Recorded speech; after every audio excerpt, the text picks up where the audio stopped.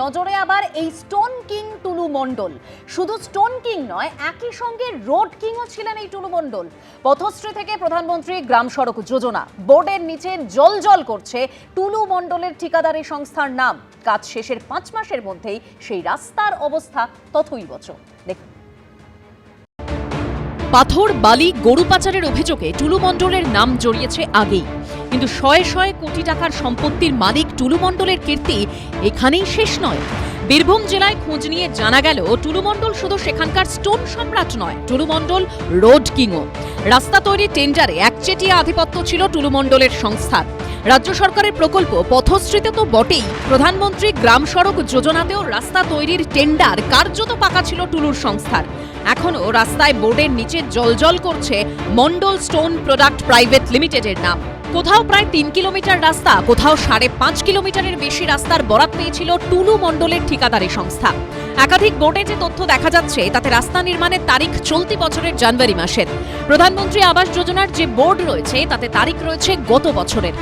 মণ্ডল stone product private limited, এই মণ্ডল stone product private limited হচ্ছে যে মোহাম্মদ নাজিবউদ্দিন মণ্ডল ওরফে টুলু মণ্ডলের সংস্থা।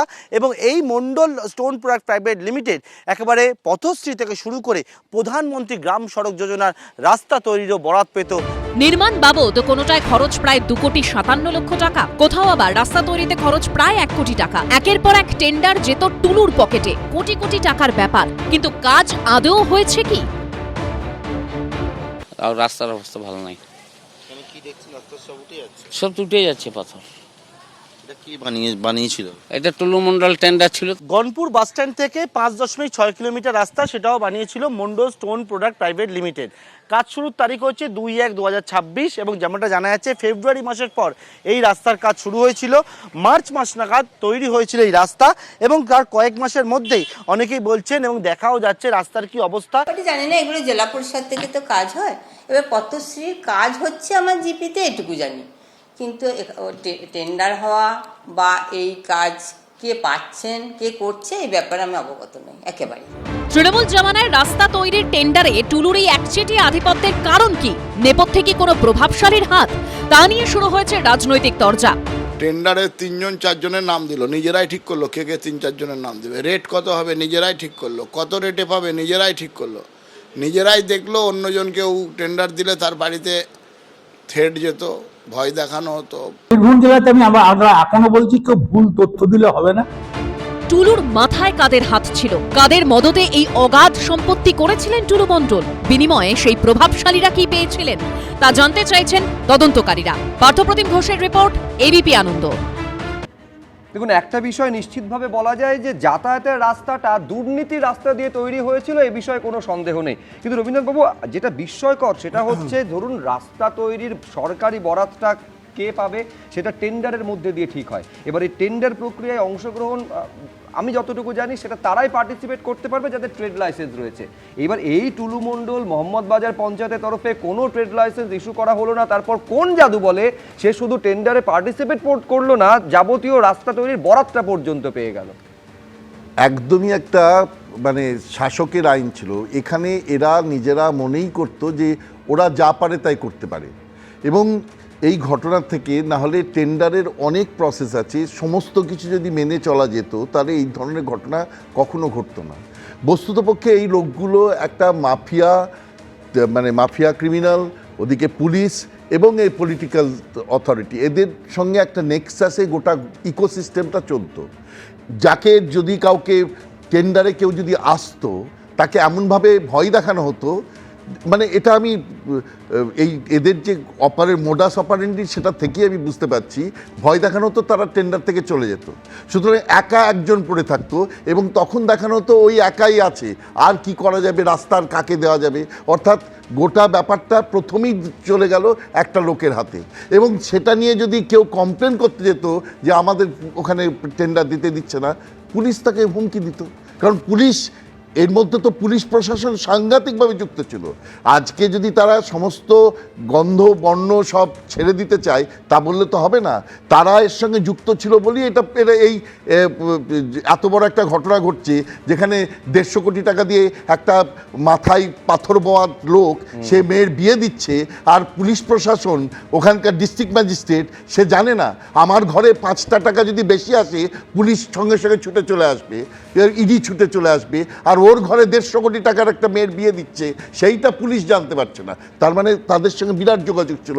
এবং নিশ্চিতভাবে যেটা মুখ্যমন্ত্রী বলেছেন যে মাথার সঙ্গে যুক্ত ছিল, অর্থাৎ তৎকালীন যে প্রশাসনের যিনি মাথায় ছিলেন তিনি এটাকে সম্পূর্ণভাবে পুলিশ প্রশাসনকে বলেছে এটা মেনে নিতে হবে।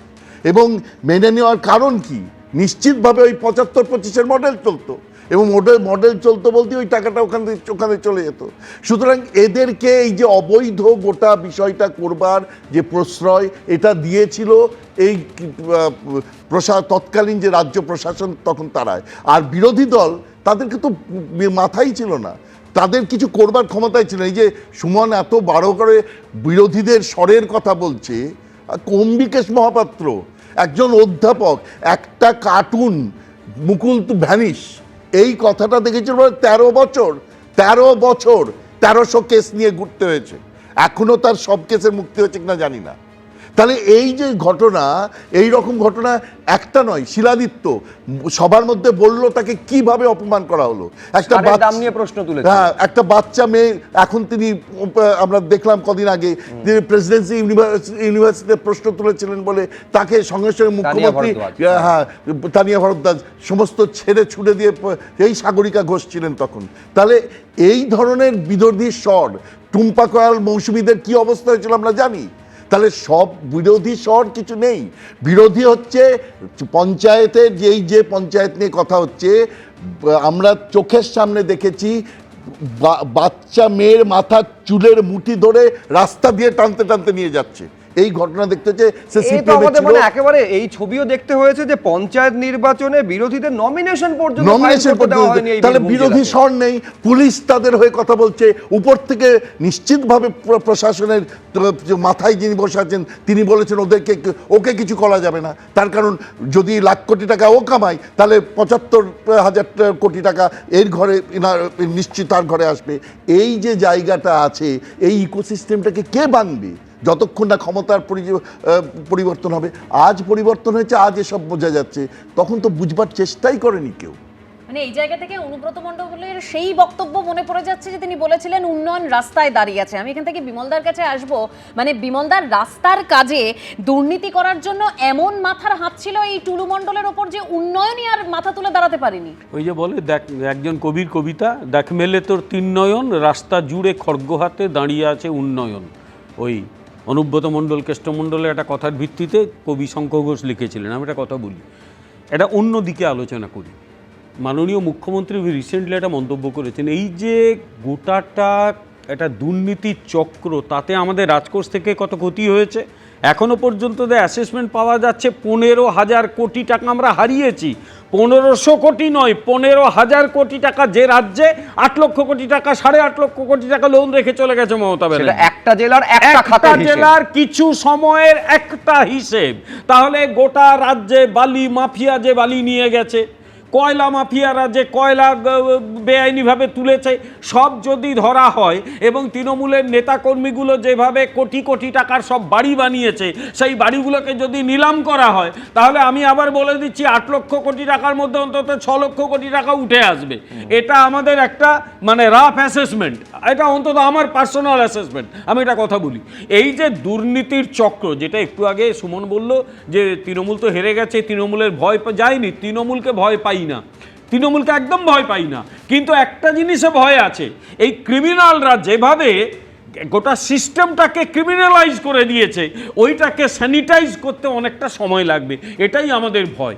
যদি সিস্টেমটা খুব ভালো থাকতো তাহলে হয়তো 3 মাসেই আমরা সিধে করে দিতে পারতাম, কিন্তু সিস্টেমের মধ্যে এমন ঘুণ পোকা ঢুকিয়ে দিয়ে চলে গেছে যে সিস্টেমটাই পচিয়ে দিয়েছে। ভালো করে ভেবে দেখো তো। না, কিন্তু একটা প্রশ্ন বিমল দা এইখানে থাকবে, নিঃসন্দেহে এটা অ্যাপ্রিশিয়েবল, যেটা ধরুন রেভিনিউ লিকেজ, একটা বিরাট রেভিনিউ লিকেজ বন্ধ করা এখন গিয়েছে। রেভিনিউ বাড়ছে। হ্যাঁ বাড়ছে, আমি বলছি কিন্তু এইটার সঙ্গে যারা যারা জড়িত মানে তাদের সবার শাস্তি সুনিশ্চিত করা যাবে তো, নাকি সেই আশঙ্কাটা এখনো পর্যন্ত অনেকাংশ থেকে করা হচ্ছে? যারা জড়িত তারা যদি শিবির বদল করেন তাহলে পার পেয়ে যেতে না পারে। না, শিবির বদল করে পার পেয়েছে এমন কোনো ঘটনা আপনি আমাকে দেখান, তাহলে দেখা যাবে যে টুলু মণ্ডল শিবির বদল করবে আর টুলু মণ্ডল পার পেয়ে যাবে। মানে বিজেপিকে এই লেভেলে নামানোটা উচিত নয়, আমি প্রতিবাদ করছি। টুলু মণ্ডল যার ঘনিষ্ঠ ছিল সে শিবির বদল করে আরে পার সে পেয়ে কত যাবে শিবির কিনা বদল সেইটা করে প্রশ্ন। বিজেপিতে ঢুকেছে নাকি? ও কোথায় আছে, কোন উচ্ছন্নে গেছে, আমাদের কি যায় আসে?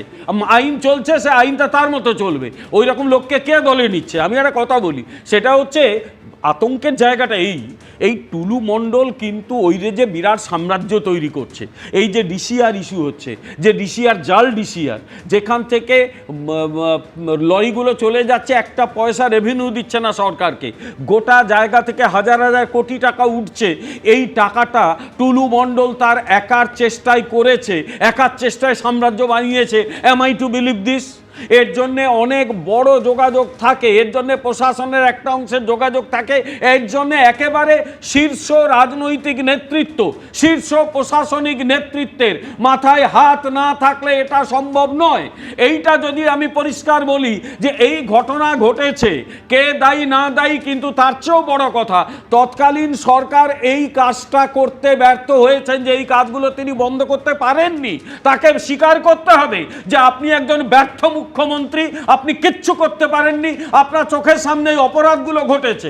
আপনি কি করেছেন, আপনি দুর্নীতি করেছেন কিনা সে তো তদন্তের বিষয়, কিন্তু এটুকু বলতে কোথাও বাধা নেই যে আপনি শুধু অপদার্থ মুখ্যমন্ত্রী নন মমতা ব্যানার্জি, আপনি যে আপনার মানসিকতা, আপনি এই ক্রিমিনাল অ্যাক্টিভিটিগুলোকে দেখেছেন, আপনি এগুলোকে বন্ধ করতে ব্যর্থ হয়েছেন, কারণ আপনি এগুলো বন্ধ করতে চাননি। এটাই কিন্তু তার দিকে আঙুল তুলে হাজার হাজার আঙুল উঠছে। উনি নির্লজ্জ, তাই এখন আপনি মুখ দেখাচ্ছেন, অন্য কেউ ওরা ঘরের মধ্যে বসে থাকতো। এই নির্লজ্জ মুখ যেন উনি না দেখান মানুষকে। না, আমি বলি যে একটু আগে রবীন্দ্রনাথ বাবু বললেন, রবীন্দ্রনাথবাবু গল্প কথা শুনে আমার কিন্তু মনে হলো যে উনি বোধহয় সেই রিব্যানুঙ্কালের মতো দীর্ঘ ঘুমে চলে গিয়েছিলেন, অনেকদিন পর ঘুম থেকে জেগে উঠেছেন। গত ওই 4ই মে তো এই সরকার, তৃণমূলের সরকারটা চলে গেছে, এখন তো বিজেপির সরকার। আরে এখন তো আপনাকে আমি বলে নি না একটু, এখন তো আপনাকে সবসময় বিরোধী স্বরের কথাই বলতে হবে। আরে আপনাকেই তো বসে বলতে দেখেছি, তো যারা বলছে তারা কি করেছে? 1200 সিপিএম এর পার্টি অফিস ভেঙেছে, বিয়েকে মেরে দিয়েছে, ঝালদার পার্টি অফিস, ঝালদাকে সুমন বন্দ্যোপাধ্যায় আপনি বলবেন কি মুশকিল? আপনি তো কদিন আগে গুন্ডা দমন আইন নিয়ে এখানে বেশ প্রতিবাদ করেছিলেন। আপনি 1 বছরের প্রিভেন্টিভ অ্যারেস্ট নিয়ে কথা বলেছিলেন যাতে মত প্রকাশের স্বাধীনতা নষ্ট হবে। তাহলে আপনাকে তো আজকে বুঝতে হবে যে পরিস্থিতি পশ্চিমবঙ্গে এই মুহূর্তে তৈরি হয়েছে, তাতে অন্তত মত প্রকাশের স্বাধীনতাটা থাকুক। আর বিমলদাকে বলবো যে বিমলদা, আপনি তৃণমূলের যে ভয়, সেই ভয়টা অবশ্যই আছে। আর আমার খুব আশ্চর্য লাগে যে একসময় আমি তৃণমূলের হয়েও টিভি চ্যানেলে আসতেন, এটাই বলছি, তৃণমূলের পক্ষে আসতেন। এবিপি আনন্দের আর্কাইভ খুব শক্তিশালী, আমি পলিটিক্যাল অ্যানালিস্ট হিসেবে বলছি, মমতা ব্যানার্জি লড়াই করেছেন, তাকে সমর্থন করেছিলাম, কারণ সিপিএম সেই সময় অন্যায় করেছিল। আমি কি তৃণমূলের দাস নাকি? সেই সময় শোয়ের ফুটেজ আপনি দেখান, আমি দেখতে চাই, আমি দেখতে চাই, দেখান না, আপত্তি কিচ্ছু নেই। বেশ, আমরা বিষয়ের মধ্যে থাকি।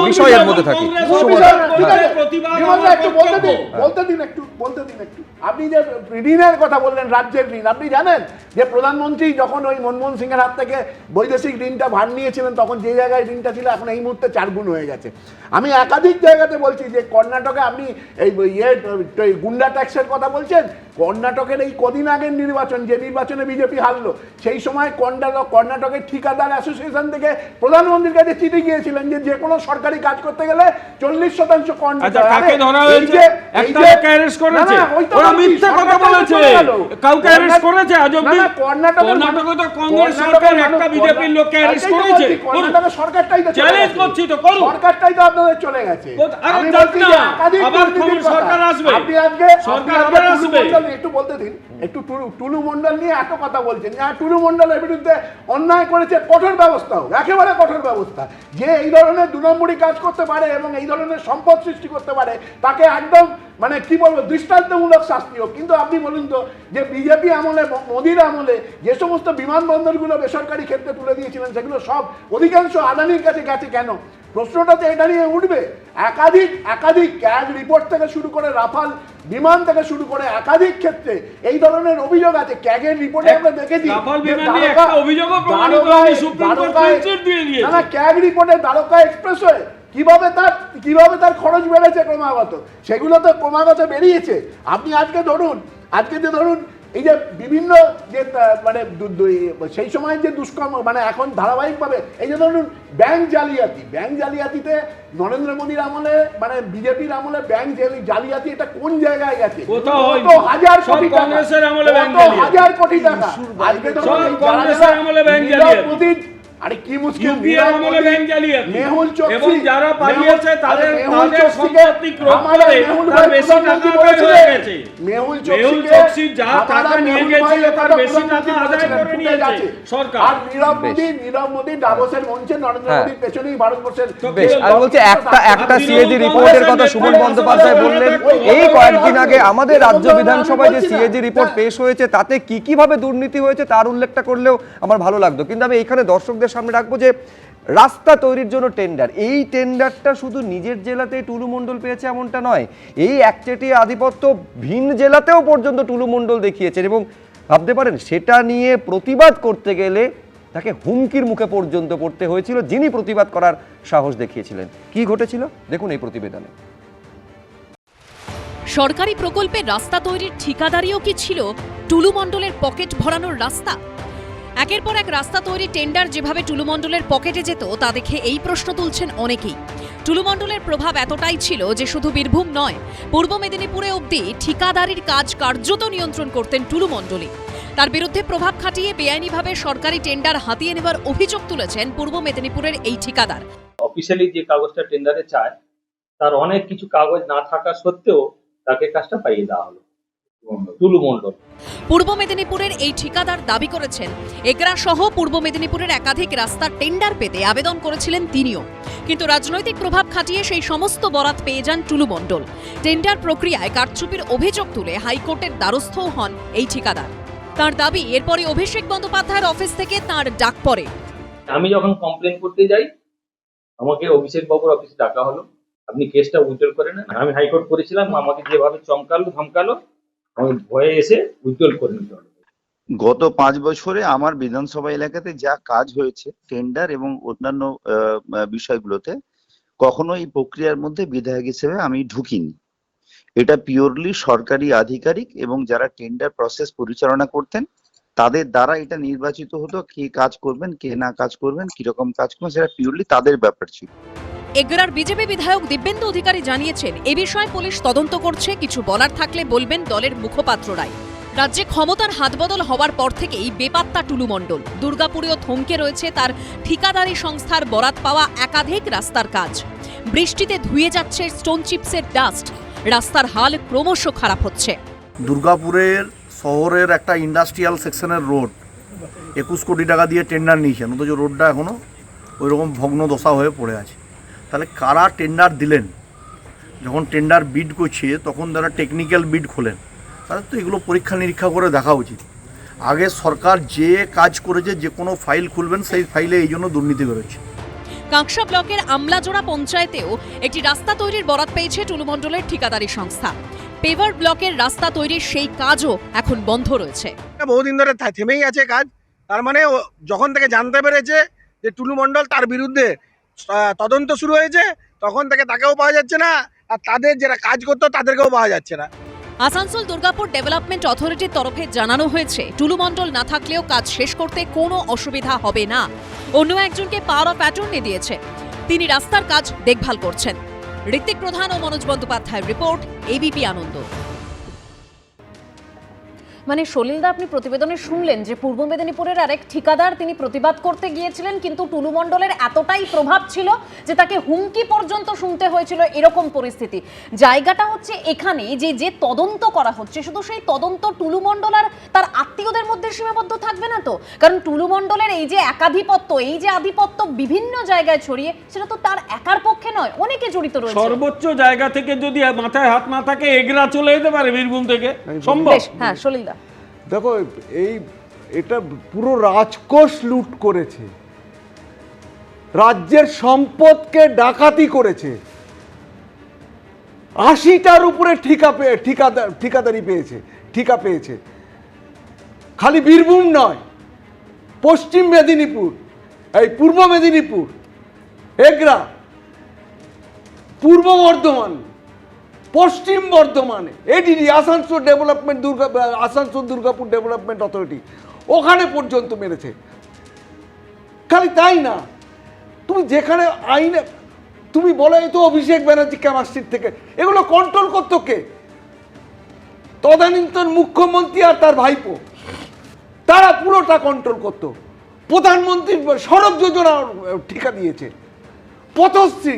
পথশ্রী ঠিকা দিয়েছে। খালি তাই না, তুমি বলছো পুলিশ, রবীন্দ্রনাথ বলছি পুলিশ, কেন পুলিশ ছিল? পঞ্চায়েত ছিল না, পুরসভা ছিল না, ব্লক বিএলএনএলআরও ছিল না, ডিস্ট্রিক্ট লেভেলে ছিল না ডিএলআরও, সাব ডিভিশনের এসডিএলআরও ছিল না। প্রত্যেকে everybody should be taken into within the periphery of the interrogation and investigation. কিন্তু এইখানেই তো আমি বলছি সলিলদা, এইখানেই তো কাজটা সব থেকে কঠিন। ধরুন ভূত যদি বাইরে থাকে, সর্ষে ছিটিয়ে আপনি তাকে তাড়াতে পারবেন, কিন্তু সর্ষের মধ্যে ভূত থাকলে সেই ভূতকে তাড়াবেন কিভাবে? কঠিন না তাড়ানো যায়, তাহলে বলা যাবে যে বিজেপি এই বর্তমান সরকার ব্যর্থ হয়েছে। কেন এদের ইনভেস্টিগেশন আর ইন্টারোগেশনের পেরিফেরির মধ্যে থাকবে না? ডুপ্লিকেট প্রিন্ট, মানে নকল ছাপাখানা তৈরি করে দিল। সেই নকল ছাপাখানা এখনো পর্যন্ত সেটাকে কনফিসকেট করেছে? এখনো তো করেনি। খালি তাই না, যে জেলাতে পুলিশের মা বোনের চেস্টিটি নিয়ে, সততা নিয়ে কথা বলে অনুব্রত মণ্ডল, তার মায়ের সম্পর্কে কথা বলে, তার স্ত্রীর সম্পর্কে কথা বলে, মধ্যরাতে সেই অফিসার ইনচার্জকে গালাগালি দিয়ে কথা বলে, কথা বলতে পারছে না মত্ত অবস্থায়, সামান্য একটা মামলা করে কেস করে সেই কেসের দফা রফা হয়ে গেল। কেন সেই কেসটা আজকে রিভাইভ হবে না? That case should have been reopen. আর সে এখন ভালো তৃণমূল না, আর সে এখন লেকচার মারছে যে পুলিশ ভালো কাজ করেছে। আমার কথা হচ্ছে বিএলআরওতে, আর বিএলআরও হচ্ছে কমপ্লেনেন্ট অফ দ্য কেস, ওই বিএলআরওকে ইন্টারোগেশনে নিয়ে আসতে হবে, ইনভেস্টিগেশনের মধ্যে আনতে হবে। যারা যারা এই পাপের টাকা নিয়েছে, যারা যারা এই রাজকোষ লুট করেছে, যারা যারা এই দুর্নীতির ভাগ পেয়েছে, প্রত্যেককে অ্যারেস্ট করতে এবং চার্জশিটের দিতে হবে। তবেই আমি বলবো বর্তমান সরকার তার রাজধর্ম পালন করতে সফল হয়েছে, আইনের শাসন সত্যিকারের প্রতিষ্ঠিত হয়েছে। কেবল এই টুলু মণ্ডল, নাজিবুদ্দিন আর কি সারতাজ হোসেন, এদের মধ্যে সীমাবদ্ধ রাখলে হবে না। প্রত্যেককে একদম চোখ খোলা রেখে, ওই উইদাউট এনি পার্সিয়ালিটি, কোনো পার্সিয়ালিটি চলবে না। যারা যারা এই দুর্নীতির ভাগ নিয়েছে, পুলিশ হোক, ল্যান্ড রিফর্ম অফিসার হোক, যেই হোক, পঞ্চায়েত হোক, পুরসভা হোক, রাজনৈতিক যারা আধিকারিক আছে তারা হোক, সরকারি আধিকারিক হোক, প্রত্যেকের এগেনস্টে চার্জশিট দিতে হবে, ডিপার্টমেন্টাল অ্যাকশন নিতে হবে, যা যা করার সেটা করতে হবে। তবেই আমি বলবো যে বর্তমান সরকার তার রাজধর্ম পালন করেছে। নতুবা কিন্তু এই পুরো প্রসেসটাই কিন্তু, পুরো প্র্যাকটিসটাই কিন্তু ফেল করবে বেশ। এবং এটা জিওপার্ডাইজ হয়ে যাবে ইনভেস্টিগেশন। দেখুন, টুলু মণ্ডলকে নিয়ে আলোচনা শুরু করতে গেলে আমাদের আলোচনার সময় শেষ হয়ে যায়, কিন্তু টুলু মণ্ডলের সম্পত্তির বহর আর তার বিরুদ্ধে ওটা অভিযোগের পাহাড় শেষ হয় না। যেমন এইবার আপনাদের সামনে যেটা রাখবো, এই টুলু মণ্ডলের বিশাল পার্কিং লটের হদিশ পাওয়া গিয়েছে। এই ছবি আগেও আপনাদের সামনে আমরা দেখিয়েছি। আর এই পার্কিং লট থেকে বালি এবং স্টোন চিপসের রমরমা ব্যবসা চালিয়ে গিয়েছেন টুলু মণ্ডল। কিন্তু অভিযোগ, এই পুরো কারবারই চলতো পঞ্চায়েতের অনুমতি ছাড়া। এমনকি ওই মোহাম্মদ বাজার থানার পাঠানো চিঠির উত্তরে মোহাম্মদ বাজার পঞ্চায়েত সাফ জানিয়ে দিয়েছে, ব্যবসা করার জন্য তাদের তরফে টুলু মণ্ডলকে কোনো ট্রেড লাইসেন্স সার্টিফিকেট বা রেজিস্ট্রেশন সার্টিফিকেট দেওয়াই হয়নি। দেখুন, কয়েক বিঘা জমির উপরে পার্কিং লট, সার দিয়ে দাঁড়ানো road roller, dumper, truck. Parking লটের ভিতরে ছোট ছোট অফিস ঘরের ভিতরে ঝাঁ চকচকে বেডরুম। বীরভূমের মোহাম্মদ বাজারে রয়েছে পাথর ব্যবসায়ী টুলু মণ্ডলের এই বিশাল পার্কিং লট। পাথরের পাশাপাশি এখান থেকেই বালি ও স্টোন চিপসের ব্যবসাও রমরমিয়ে চালাচ্ছিলেন নাজিমুদ্দিন ওরফে টুলু মণ্ডল। কিন্তু অভিযোগ, এই পুরো কারবারই চলতো পঞ্চায়েতের অনুমতি ছাড়া। কারণ ব্যবসা করার জন্য পঞ্চায়েতের তরফে কোনো ট্রেড রেজিস্ট্রেশন সার্টিফিকেট দেওয়া হয়নি টুলু মণ্ডলকে। মোহাম্মদ বাজার থানার পাঠানো চিঠির উত্তরে সাফ জানিয়ে দিয়েছে মোহাম্মদ বাজার গ্রাম পঞ্চায়েত। পার্কিং লট এবং রোড কনস্ট্রাকশনের সেটা কি কি রয়েছে সেই বিষয়ে নথি চেয়ে পাঠানো হয় মোহাম্মদ বাজার গ্রাম পঞ্চায়েতের কাছে। কিন্তু মোহাম্মদ বাজার গ্রাম পঞ্চায়েতের কাছে এই নথি যখন মোহাম্মদ বাজার থানা চেয়ে পাঠায়, তার উত্তরে একেবারে মোহাম্মদ বাজার গ্রাম পঞ্চায়েত তার চিঠি দিচ্ছে। সেই চিঠিতে একটা হচ্ছে মোহাম্মদ বাজার থানা পাঠাচ্ছে গ্রাম পঞ্চায়েতকে, এবং গ্রাম পঞ্চায়েত চিঠি দিয়ে জানাচ্ছে যে তাদের কাছ থেকে কোনো রকমভাবে কোনো ট্রেড লাইসেন্স এই মোহাম্মদ নাজিমুদ্দিন বা টুলু মণ্ডলকে ইস্যুই করা হয়নি। এই দুটোর ক্ষেত্রে আমাদের মোহাম্মদ বাজার পঞ্চায়েত থেকে কোনো কিছু নেয়নি। সত্যি এই ব্যাপারে আমি জানতাম না। আমি সত্যি কথা বলছি যে ওই মানুষটার মানে আমি নামে পরিচিত, আমার সাথে কোনো মোহাম্মদ বাজার ফরেস্ট অফিস লাগোয়া এই সেই পার্কিং লট। এখান থেকেই পরিচালিত হতো টুলু মণ্ডলের পাথর, বালি, স্টোন চিপসের অপার সাম্রাজ্য। পুলিশ সূত্রে দাবি, পাথরের ব্যবসা ছাড়াও রোড কনস্ট্রাকশনের কাজের সঙ্গেও যুক্ত ছিলেন টুলু মণ্ডল। কিন্তু পার্কিং লটে যে পাথর বালির কারবার তিনি চালাতেন, তার কি যথোপযুক্ত নথি আছে? এই প্রশ্নেরই উত্তর খুঁজতে জুলাই মাসে টুলু মণ্ডলের এই পার্কিং লটে হানা দেন মোহাম্মদ বাজারের বিএলএল আরও। সেখান থেকে বিপুল পরিমাণে বেআইনি মজুত করে রাখা বালি বাজেয়াপ্ত করা হয়। 6 জুলাই টুলু মণ্ডলের বিরুদ্ধে এফআইআর করতে বলে মোহাম্মদ বাজার থানার আইসিকে একটি চিঠি লেখেন বিএলএল আরও। বিএলএল আরওর করা অভিযোগের পরিপ্রেক্ষিতে এফআইআর রুজু করে তদন্ত শুরু করে পুলিশ। তদন্তকারীরা জানতে চান, টুলুর এই বিপুল ব্যবসার কোনোটা কি নিয়ম মেনে হয়েছে? পার্কিং লট সহ বিভিন্ন কারবারের জন্য কি ট্রেড লাইসেন্স ছিল? এই সংক্রান্ত আরও 2টি চিঠি এসেছে এবিপি আনন্দর হাতে, যার মধ্যে একটি করা হয়েছে টুলুর বিরুদ্ধে এফআইআর দায়ের হওয়ার পর। মোহাম্মদ বাজার থানার তরফে মোহাম্মদ বাজার গ্রাম পঞ্চায়েতে পাঠানো এই চিঠিতে টুলুর পার্কিং লট ও রোড কনস্ট্রাকশন সংক্রান্ত ট্রেড লাইসেন্স ও অন্যান্য নথি চেয়ে পাঠানো হয়েছে। এরপর 14 জুলাই পুলিশের করা আগের সেই চিঠির উত্তর দেয় মোহাম্মদ বাজার পঞ্চায়েত। চিঠিতে তারা সাফ জানিয়ে দেয়, মোহাম্মদ বাজার ফরেস্ট অফিস লাগোয়া টুলু মণ্ডলের পার্কিং লটের জন্য পার্কিং কিংবা রোড কনস্ট্রাকশন সংক্রান্ত কোনো অনুমতি দেওয়া হয়নি। এই সংক্রান্ত পঞ্চায়েতের তরফে কোনো ট্রেড রেজিস্ট্রেশন সার্টিফিকেট দেওয়া হয়নি। আমি নামে পরিচিত, আমার সাথে কোনো না না না সেইভাবে না। ওই শুনতাম বড় একজন ব্যবসায়ী, যেমন হয় আর কি, এলাকার কোনো মানুষ প্রভাবশালী হলে বা যা হয় আর কি, সবাই যে এই নামটুকুই আমার পরিচিত। এবার ওর ব্যাপারে আমি যা কিছু দেখছি এখন। এখানেই প্রশ্ন উঠছে, তবে কি বৈধ নথি ছাড়াই ব্যবসা চালিয়ে গেছেন টুলু মণ্ডল? কিভাবে চালিয়ে গেলেন? মাথার উপর কাদের হাত ছিল? এটা তো সম্পূর্ণ আইন এবং প্রশাসনের বিষয়। তো যদি কেউ অবৈধ টাকা করে থাকে, অবৈধ সোনা, অবৈধ ব্যবসা, অবৈধ অমুক, তার বিরুদ্ধে ব্যবস্থা নেবে। একটা জেলায় এরকম বাড়াবাড়ন্ত হলো, তো সেখানে তো শুধু একটা 2-4টে লোকের দোষ হতে পারে না। টুলু মণ্ডল যদি এত বড় ব্যবসা করে থাকে, তাহলে তার সোর্স কি, কিভাবে হলো, এটা তো একাধিক বিভিন্ন সব সংস্থা রয়েছে এগুলো মনিটর করার জন্য। ঘুরে ঘুরে শুধু তৃণমূলের 3-4টে নামকে টেনে এনে গল্প সাজিয়ে লাভ কি? এগুলো সম্পূর্ণ প্রশাসনিক বিষয়।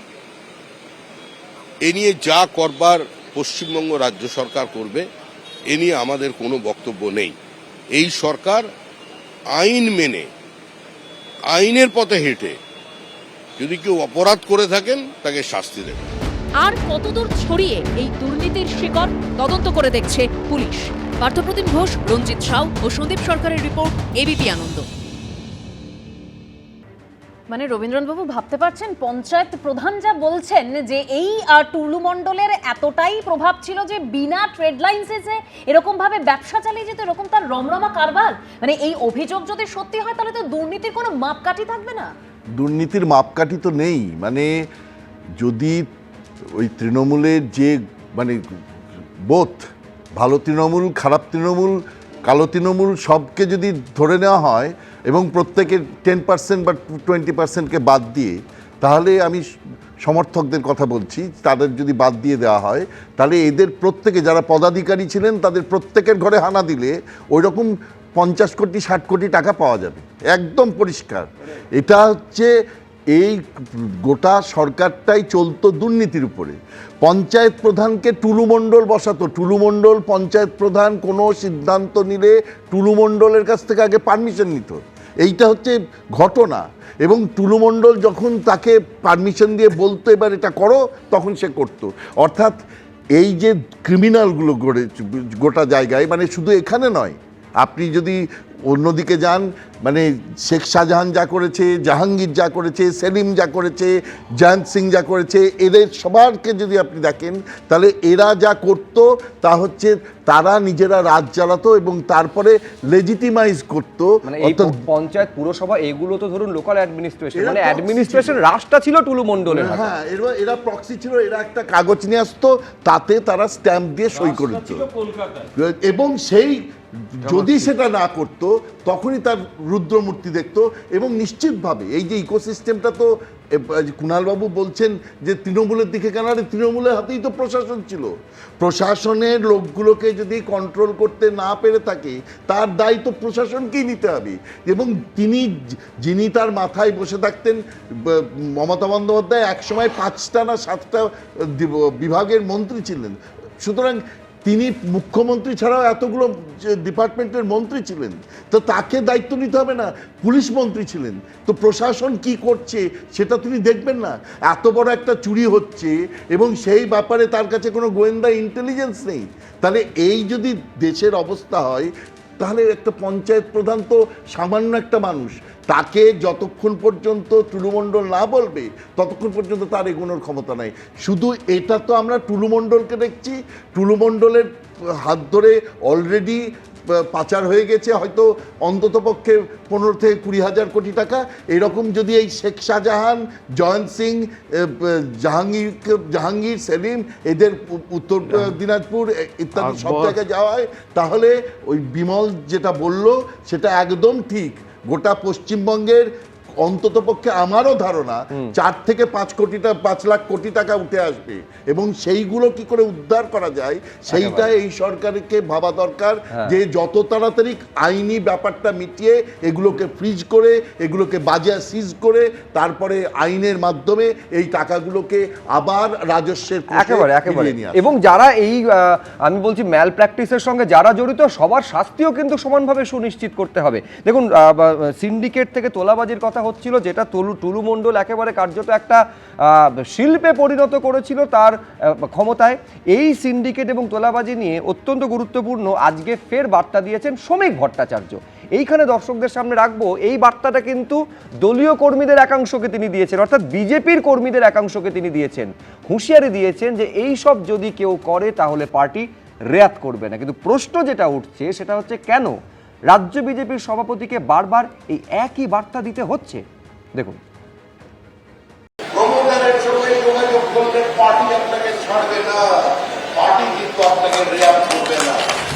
দুর্নীতি, সিন্ডিকেট, তোলাবাজি, কাটমানি, পর্যবেক্ষকদের মতে এসবের লাগাম ছাড়া বারবারন্ত থেকে মুক্তি পেতেই রাজ্যে পরিবর্তন করেছে পশ্চিমবঙ্গবাসী। কিন্তু বিজেপি সরকার আসার পরেও কি সেই ছবিটা পাল্টায়নি? প্রশ্নটা উঠছে কারণ এ নিয়ে দলীয় নেতাকর্মীদের একাংশের উদ্দেশ্যে ফের বার্তা দিতে শোনা গেল খোদ বিজেপির রাজ্য সভাপতি শ্রমিক ভট্টাচার্যকে। পুলিশই হোক আর সে বিজেপির কোনো নেতাই হোক, কাউকে প্রোটেকশন দিতে গেলে আর মিউনিসিপ্যালিটি অফিসে যাতায়াত বাড়িয়ে দিলে পার্টি তার বিরুদ্ধে ব্যবস্থা নেবে। এটা প্রথমবার নয়, শনিবারও এক অনুষ্ঠান থেকেও তার গলায় শোনা গিয়েছিল কার্যত একই সুর।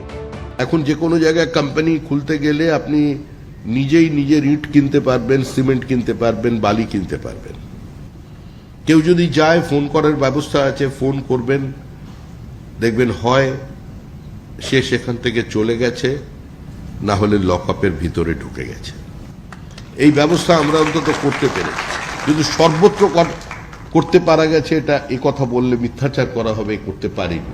এই প্রেক্ষাপটে তৃণমূলের প্রশ্ন, তাহলে কি শ্রমিক ভট্টাচার্য ঘুরিয়ে মেনে নিচ্ছেন যে সিন্ডিকেট, তোলাবাজি এসব এখনো বন্ধ হয়নি? শ্রমিক ভট্টাচার্য রাজ্য সভাপতি, একটা দলের রাজ্য সভাপতিকে দলটা 2 মাস হয়েছে সরকারে এসছে বলতে হচ্ছে যে এইভাবে তোলাবাজি চলবে না। প্রমাণিত হয়ে যাচ্ছে যে এই তোলাবাজি বলুন বা এই ধরনের ভাইরাসে এই 2 মাসে সরকারের নেতৃত্বাধীন বিজেপিটাও ভরপুর আক্রান্ত। রাজনৈতিক পালাবদলের পর অভিষেক বন্দ্যোপাধ্যায় সহ একাধিক তৃণমূল নেতার দিকে ডিম ছোড়ার ঘটনা দেখা গেছে। তা নিয়েও কার্যত সতর্কবার্তা দিয়েছেন বিজেপির রাজ্য সভাপতি। এই অত্যাচার ভুলে যাবেন না, এই অত্যাচারীদের যদি ভুলে যান তাহলে ডিম যেদিকে পড়ছে ডিম কিন্তু অন্যদিকে ঘুরতে বেশি সময় লাগবে। उन्होंने डीम थेरेपी का एक इसमें बोलता है, उनका चीफ मिनिस्टर डीम थेरेपी का फेवर में बोलता है, उनका मिनिस्टर अग्निमित्रा पर डीम थेरेपी का फेवर में बोलता है। क्यों नहीं उन्होंने मिनिस्टर को सैक किया अग्निमित्रा पाल को? उसका हिम्मत है कुछ? সম্প্রতি তৃণমূলের 3 জন রাজ্যসভার সাংসদ শ্রমিক ভট্টাচার্যর হাত ধরে বিজেপিতে যোগ দেন। এদিন সেই প্রসঙ্গেও ইঙ্গিতপূর্ণ মন্তব্য করেন শ্রমিক ভট্টাচার্য। আমি কয়েকজনের হাতে পতাকা তুলে দিয়েছিলাম, আমাকে কেউ তাতে এত ক্ষুব্ধ হয়েছেন, মানে তৃণমূলের উপরে ঘৃণা কোন পর্যায়ে পৌঁছেছে যে আগের দিন পর্যন্ত আমার যারা সুখ্যাতি করছিলেন, পরের দিন আমার গলায় জুতোর মালা পরিয়ে দিয়ে। কিন্তু এই ধরনের কাজের মধ্যে নিপুণতা চাই, জুতোগুলো দেখলাম সব নতুন। সব মিলিয়ে রাজ্যে পরিবর্তনের পরও পুরনো ইস্যুতে চাপানোতোড় চলছেই। শিবাশিস মৌলিক, সন্দীপ সরকার, সৌরভ বন্দ্যোপাধ্যায়, এবিপি আনন্দ। বিমলদা, 3 মাসও হয়নি বিজেপি ক্ষমতায় এসেছে, এর মধ্যে একাধিকবার বারবার এই বার্তা, এই সতর্ক বার্তা দলকে দিতে হচ্ছে বিজেপি রাজ্য সভাপতি শ্রমিক ভট্টাচার্যকে। তার মানে কি এইটা বুঝতে হবে যে তৃণমূলের যে রোগ, সেই রোগ থেকে নিজেকে বিজেপি দল হিসেবে আলাদা করতে পারেনি, মানে সেই সংক্রমণ বিজেপির অন্দরেও সংক্রমিত হচ্ছে? আমি উল্টোভাবে দেখি, তুমি যেভাবে দেখলে যে করতে পারেনি তা নয়, বিজেপি যাতে ওইটা না হয়, তৃণমূল না হয়, সেই বার্তাটা যাচ্ছে। কেন বলি, এই রাজ্যে কিন্তু অনেক দিন ধরে এই যারা গ্রাউন্ড লেভেলে রাজনীতি করে তাদের একটা বড় অংশ দুর্নীতিগ্রস্ত হয়েছে, এ নিয়ে সন্দেহের কোনো জায়গা নেই।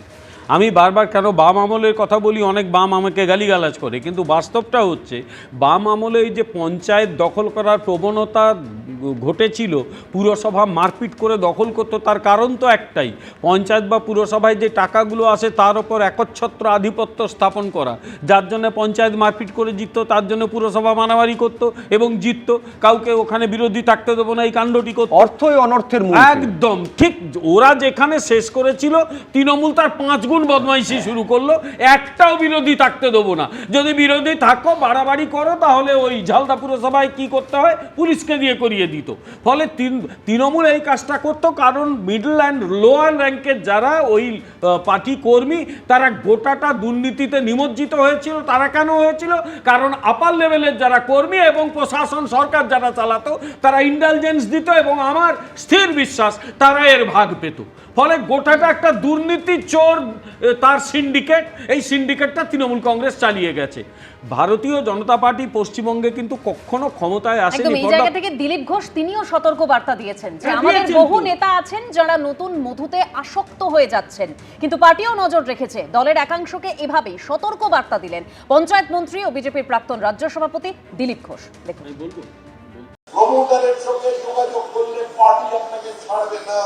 তলাবাজি সংস্কৃতি এত সহজে উঠে যাবেন ভাবার কোনো কারণ নেই। একজন বিজেপির বর্তমান রাজ্য সভাপতি, আরেকজন বিজেপির প্রাক্তন রাজ্য সভাপতি, কিন্তু দুজনের মুখেই শোনা যাচ্ছে প্রমোটিং তোলাবাজি নিয়ে ইঙ্গিতপূর্ণ মন্তব্য। দুজনেরই নিশানায় দলের একাংশ। শ্রমিক ভট্টাচার্যের পর রবিবার এ নিয়ে মুখ খুলেছেন পঞ্চায়েত মন্ত্রী দিলীপ ঘোষও। আমাদের বহু নেতা আছেন যারা নূতন এই মধুতে আসক্ত হয়ে যাচ্ছেন, কিন্তু পার্টিও নজর রেখেছে। তোলাবাজি সংস্কৃতি এত সহজে উঠে যাবেন ভাবার কোনো কারণ নেই, এবং সেই তোলাবাজরাই আমাদের অনেক লোকের সঙ্গে চিপকে গেছে, যারা কোনোদিন প্রশাসন দেখেনি, ক্ষমতার স্বাদ পেয়েছেন, নতুন নতুন অনেকে ধরাকে সরা জ্ঞান করছেন, তাদের কথাবার্তা ব্যবহার পাল্টে যাচ্ছে, আর পার্টি সব নজর রেখেছে। শ্রমিক ভট্টাচার্যের পর দিলীপ ঘোষ বলছেন, এর আগে দেখেছি বিধায়ক জিতেন্দ্র তিওয়ারি বলেছেন 2 মাস 2.5 মাস হলো একটা সরকার এসছে, তার মধ্যেই দলের শীর্ষ নেতাদের বলতে হচ্ছে যে বিজেপি দলের মধ্যে তোলাবাজি ঢুকছে, তোলাবাজি রুখতে হবে। নেতারা এক কথা বলছেন, ভালো ভালো কথা বলছেন, কিন্তু তাদের গ্রাসরুট এগুলো কি রাখা হচ্ছে নেতাদের কথাগুলো? কাটমানি তোলাবাজি থেকে কবে পুরোপুরি মুক্তি পাওয়া যাবে সেই প্রশ্ন তুলছেন রাজ্যবাসী। রঞ্জিত সাউ, সন্দীপ সরকার, এবিপি আনন্দ।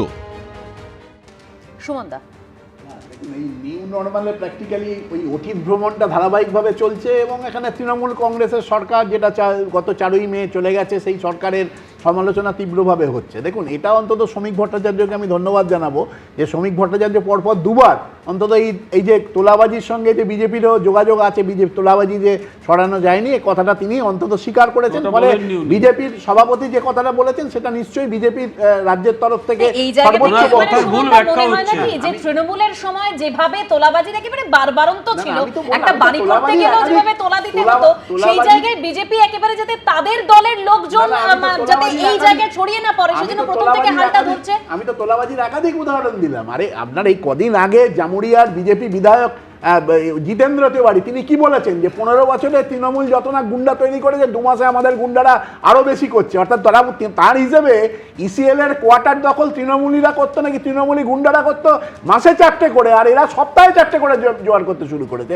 ফলে এই জায়গাটা কিন্তু আপনাদের ভাবা দরকার আছে। আপনি আলোচনা করছেন যখন পজিটিভ দিকটা নিয়ে আলোচনা করুন। সরকার তার মানে এই যে শ্রমিক ভট্টাচার্য বলছেন বা জিতেন্দ্র তিওয়ারি বলছেন, এরা ফিল্ডে রয়েছেন, ফলে তারা বলতে বাধ্য হচ্ছেন কোথাও।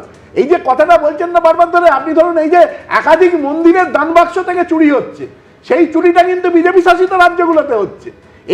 এই যে ঘটনাগুলো ঘটছে, এই ঘটনাগুলো কেন ঘটছে? অর্থাৎ এই যে রাম মন্দির প্রতিষ্ঠার পর রাম মন্দিরের দান বাক্স থেকে বিপুল পরিমাণ চুরি, মানে 5,500 কোটি টাকার মতো নাকি চুরি হয়েছে টোটাল দান বাক্সে যে দান পড়েছে। তাহলে বলুন এই যে ঘটনাগুলো ঘটছে, এই ঘটনাগুলো তো তৃণমূল তো সেখানে নেই, উত্তরপ্রদেশে তৃণমূল নেই, মধ্যপ্রদেশে তৃণমূল নেই, সেখানকার যে মন্দিরে যেটা ঘটনা ঘটছে, বদ্রীনাথে যে ঘটনা ঘটছে, এই যে বা ধরুন এই গুজরাটের মন্দিরে যে ঘটনাগুলো ঘটছে, এই যে জায়গাগুলো, এইগুলোতে যে দান বাক্সে চুরির যে ঘটনা, সেটাও তো এক ধরনের তোলাবাজি। আমি তো উদাহরণ দিলাম, কর্ণাটকের উদাহরণ দিলাম। আমার কথা হচ্ছে যে তোলাবাজিটা ঠেকাতে গেলে প্রশাসনকে শক্ত হতে হবে।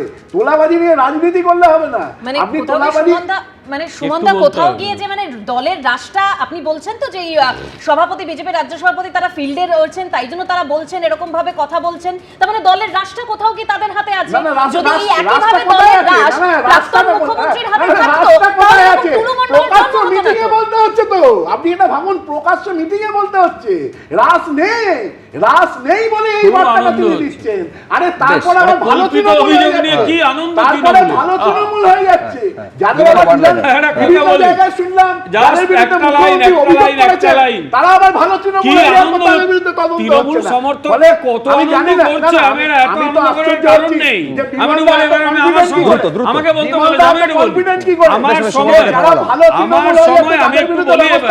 আমি একটু বলি, সেটা হচ্ছে এত আনন্দ করার কোনো কারণ নেই। ভারতীয় জনতা পার্টি এখন থেকে অ্যালার্ট আছে, কারণ এই রাজ্যে প্রথমে 34 বছর, তারপর 15 বছর যে রাজত্ব চলেছে, তার যে অন্যায়গুলো যাতে আমাদের দলের মধ্যে ঢুকে না পড়ে সেই জন্য সতর্ক করা হচ্ছে। আমার দল তো 3.5 বছর জেল খাটা লোককে, 3.5 বছর জেল খাটা লোককে আমরা 3.5 বছর জেল খাটা লোককে আমরা দুজনকে থামালাম। এখন মূল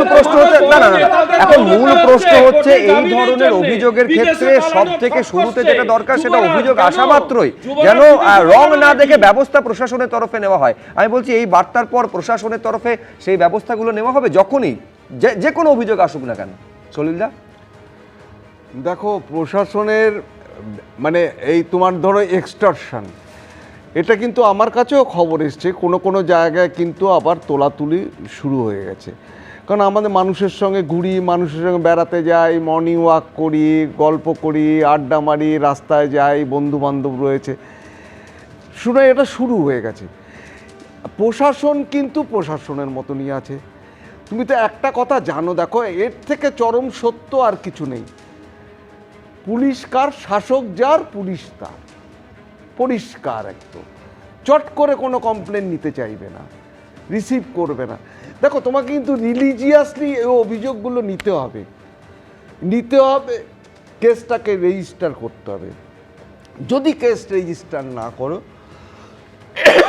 সেটা কিন্তু আইনের শাসন প্রতিষ্ঠা হয় না, সেটা আবার সেই রুলার্স ল হয়ে যায়, শাসকের আইন চলে।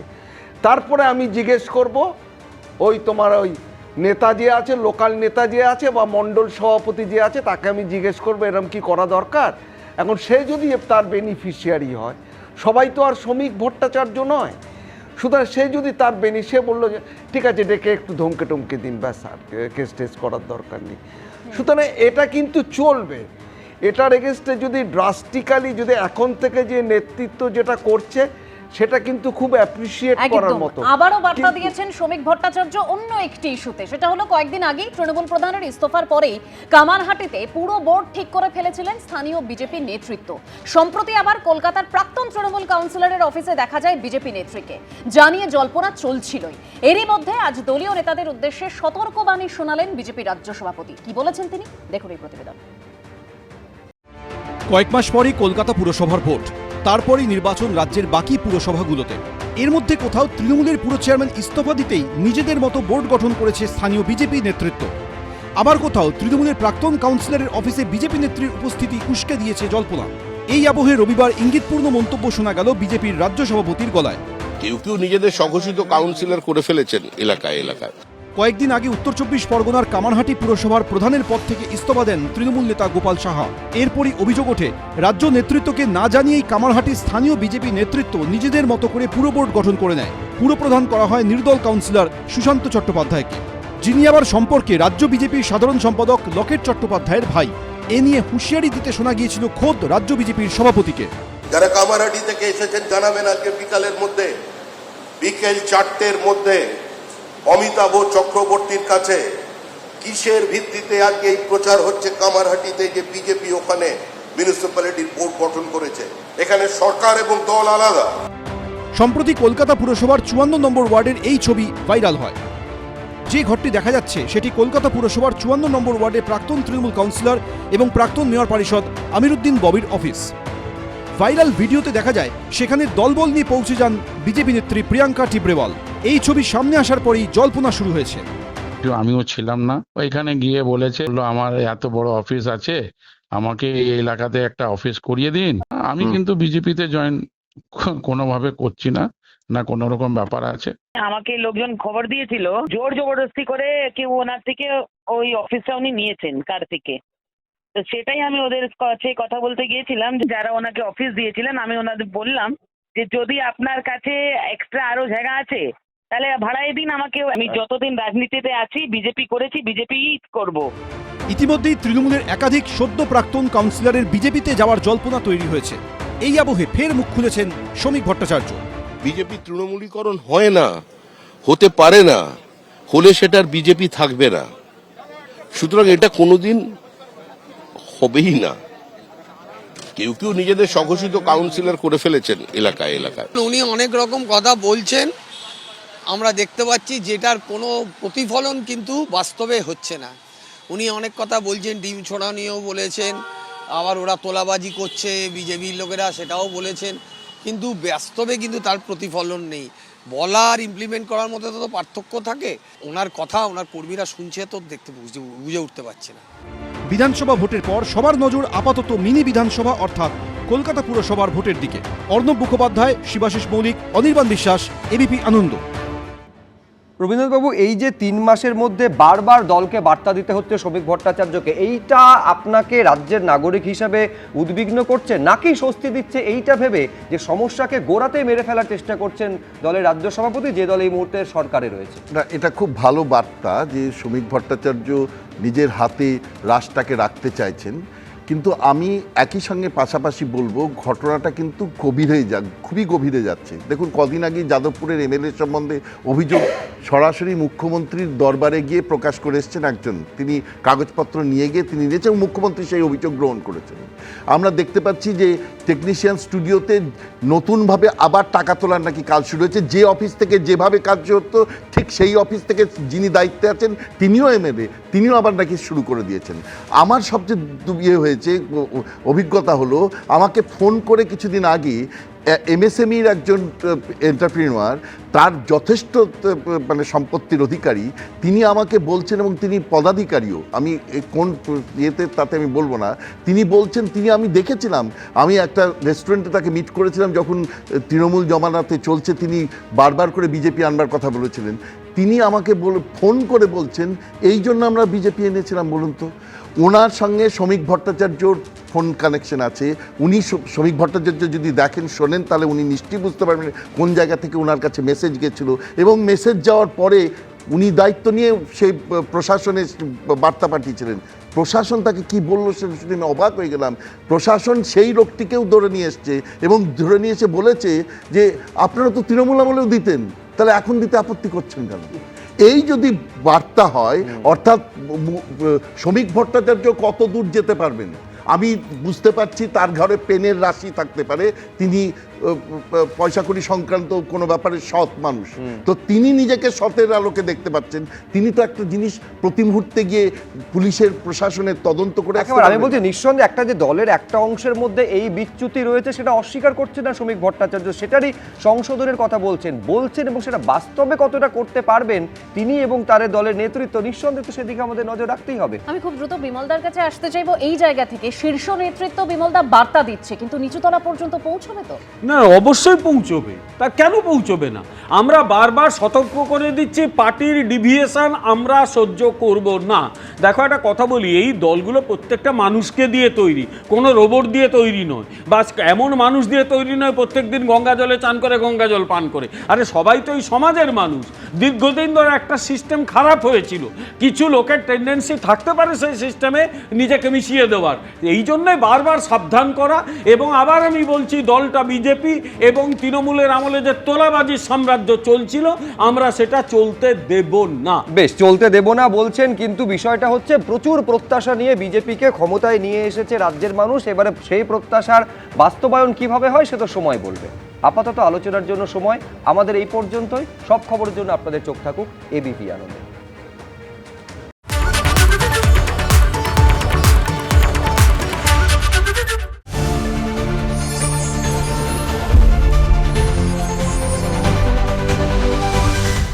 এবিপি আনন্দ, এগিয়ে থাকে, এগিয়ে রাখে।